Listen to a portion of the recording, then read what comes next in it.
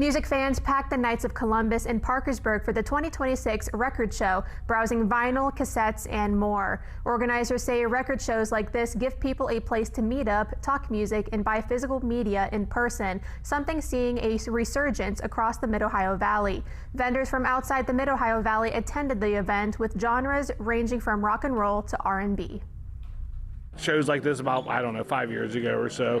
Just a place for people to meet up and still buy physical media and listen to records and buy records, and there's cassettes and everything here. It's just good to see physical media coming back, just something you can hold in your hands and appreciate and read the notes about it, the liner notes, and look at the lyrics while you're listening to it. And it's just the whole experience instead of just streaming it.